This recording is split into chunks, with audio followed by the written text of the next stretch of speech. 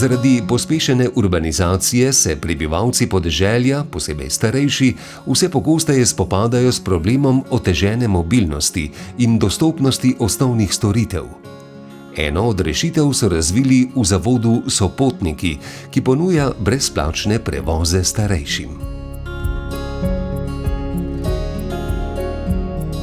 Zavod Sopotniki izvaja brezplačne prevoze za starejše, pri čemer smo se fokusirali predvsem na starejše, ki živijo na podeželju.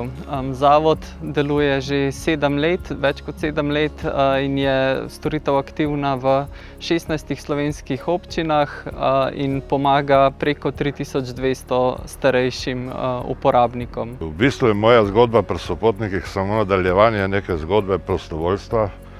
Bil sem prostovoljni gasilec, aktiven. Zaradi bolezni, zaradi let pač to ni več mogoče in nekam se je bilo treba dati, da prideš med ljudi, da z njimi delaš, pomagaš in se s tem tudi izpolniš. Ko smo zasnovali ta projekt, je bila naša želja, da v bistvu tudi tistim starejšim, ki živijo na podeželju, omogočimo dostop do storitev, ki so navadno v mestih. To se pravi dostop do trgovine, do zdravnika, do pošte, banke in podobno. Vsak nekaj pove. Včasih se stavimo kakšno zgodbo lepo, včasih smo tudi priča kakšnih čudnih stvari, malo potolažimo, malo ne, ampak na koncu dneva je ponavadi človek zadovoljen in vesel, da je nekomu nekaj pomagal. Storitev se izvaja v partnerstvu z občinami in drugimi organizacijami, recimo centri za socialno delo, Rdečimi križi in pa tudi drugimi zavodi.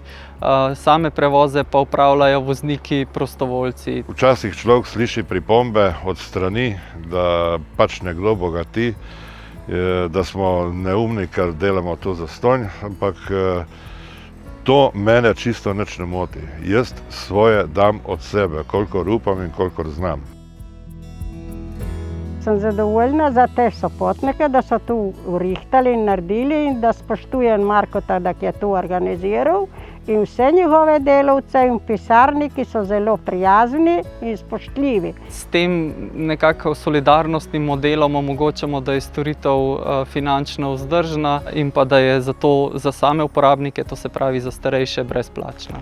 In tudi ti, ki vozijo, strašno fejst ljudi, da ne morem se prehvaliti. Ni mi žal tistega dneva, ko sem se prijavil Sopotnikom.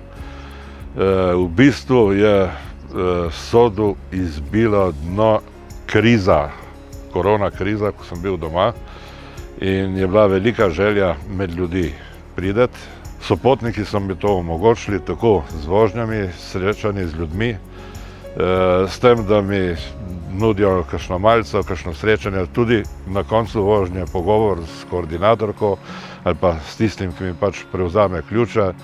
Ogromno pomeni, ker nas imajo šoferja, izvajalce, za sebi enake. Čeprav gre za socialno storitev, pa je v bistvu v ozadju zelo močna informacijska infrastruktura, ki smo jo v Zavodu Sopotniki razvili sami in v bistvu odgovarja tem našim potrebam. To se pravi, uporabljamo lasten sistem za beleženje rezervacij, glede na potrebe prevozov starejših.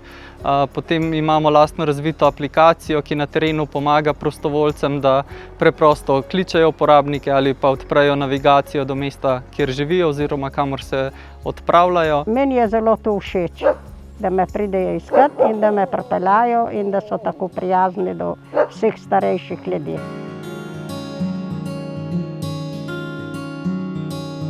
Uspešne zgodbe slovenskega podeželja se pišejo tudi s pomočjo evropskih sredstev.